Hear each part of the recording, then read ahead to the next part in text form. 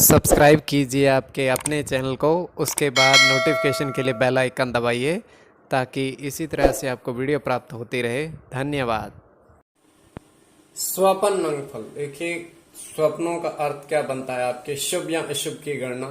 तो आप सब्सक्राइब कर लीजिए। कोई भी आपका स्वप्न है उसका अर्थ शुभ या अशुभ क्या बनता है, फलित होता है नहीं होता, आपको इसमें रुचि है तो आप सब्सक्राइब कर लीजिएगा।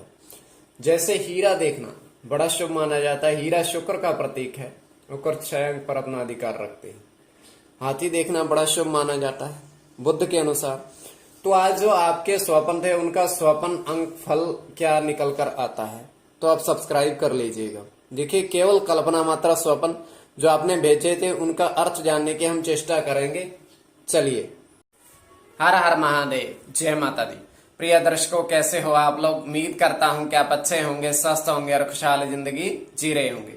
और ये मैं हमेशा प्रभु से आपके लिए प्रार्थना भी करता हूं, करनी भी चाहिए। और हम सबका कर्तव्य बनता है कि सबके सुख की समृद्धि की कामना की जाए। तो एपिसोड पसंद आए तो आप लाइक कर दीजिएगा।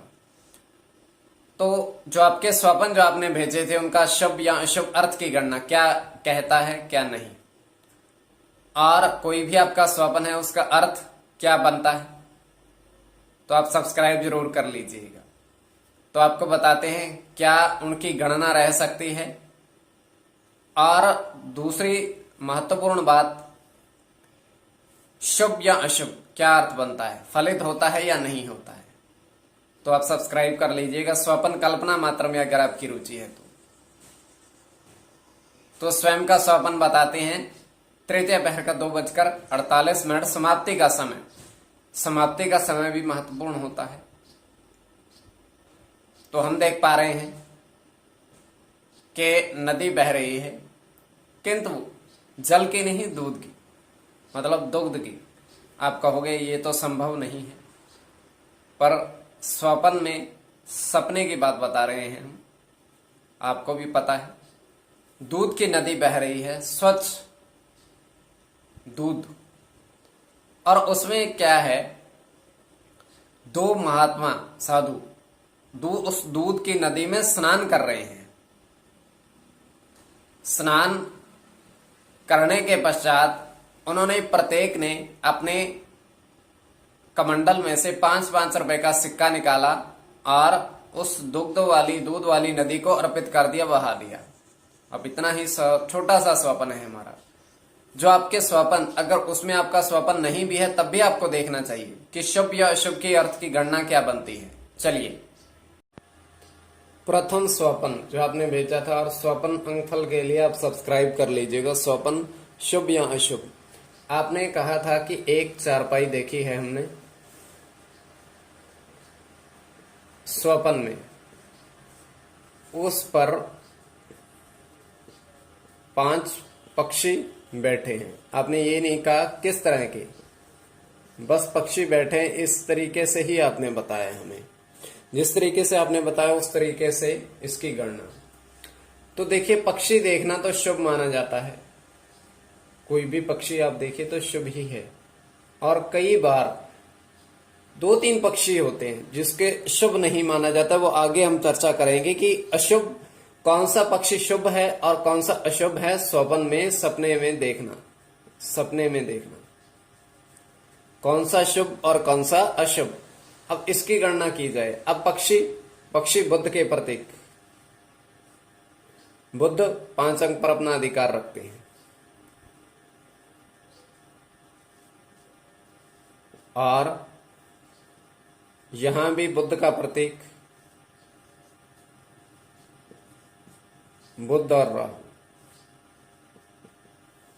तो ये आपके लिए पक्षी देखना शुभ है, ये अर्थ।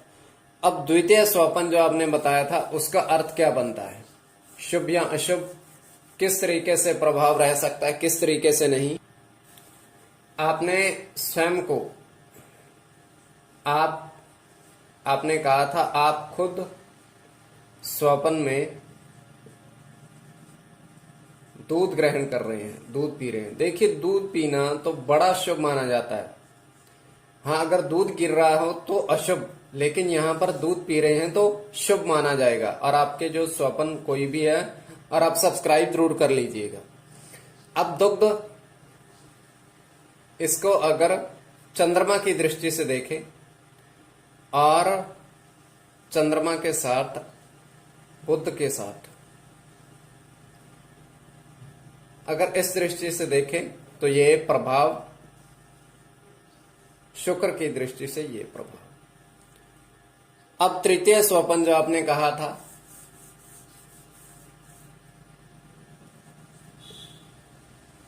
आपने धन देखा है स्वप्न में, आपने कहा था धन देखा, क्या 10-10 रुपए देखे।